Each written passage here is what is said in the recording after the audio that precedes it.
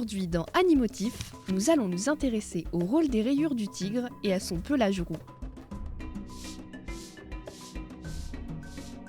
Nous vivons ici, en France. Le tigre, lui, vit très loin, en Inde, en Chine et en Russie. On le reconnaît très facilement avec sa fourrure orange et ses rayures noires. Certains tigres peuvent être blancs, mais souffrent en réalité d'une maladie génétique. Le tigre a des rayures dès son plus jeune âge.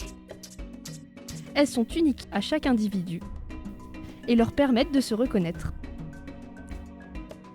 Le tigre utilise son apparence pour se rendre invisible aux yeux de ses proies. Mais comment réussit-il cette prouesse ? Un animal orange dans un environnement vert, ça se voit. Il existe des plantes qui sont oranges et noires souvent, et le tigre peut-être qu'il se cache dedans. En fait, c'est plutôt simple. Les proies que chasse le tigre, comme par exemple ses cerfs, ne voient pas comme nous. Elles perçoivent le bleu, le vert, mais pas le rouge. Comme le orange se compose de jaune et de rouge, le cerf est incapable de différencier le tigre quand il est caché dans les branchages.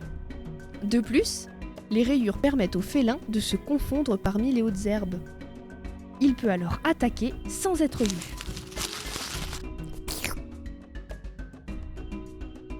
Sais-tu ce que sont ces taches qu'il a derrière les oreilles ?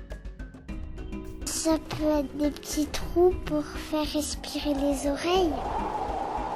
On appelle cela des ocelles. Elles font office de faux yeux. Grâce à elles, il peut réussir à déstabiliser un animal qui lui voudrait du mal. Mais qui pourrait donc vouloir du mal au tigre ? C'est le rhinocéros parce qu'il a 2 cornes sur le nez. Peut-être les girafes. C'est les éléphants. Les ours. Et non, ce n'est pas ça. Le rhinocéros et la girafe vivent en Afrique. Ils ne croiseront jamais de tigre. L'éléphant et l'ours vivent au même endroit que lui, mais ils cherchent à tout prix à l'éviter. Le tigre n'a qu'un seul prédateur, l'homme. Et il lui mène la vie dure. Certaines personnes continuent de le chasser pour sa fourrure, ainsi que pour ses griffes ou ses os. À cause de sa chasse, le tigre risque de disparaître aujourd'hui. Mais malheureusement, ce n'est pas tout. Avec la déforestation, son habitat a beaucoup rétréci. Il a aussi de plus en plus de mal à se nourrir, puisque ses proies disparaissent aussi. Mais alors, qu'est-ce qu'on peut faire pour sauver les tigres ? On a juste à les peindre tout en vert, et comme ça, ils se cachent dans l'herbe.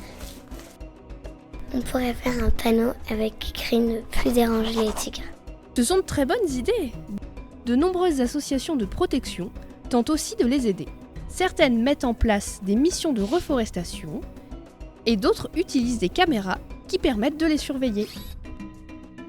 Si nous continuons ainsi, il y aura de plus en plus de tigres dans le monde d'ici plusieurs années. Comme tu as pu le voir, les rayures du tigre, en plus d'être belles, sont très utiles pour lui. À bientôt dans un nouvel épisode d'Animotif.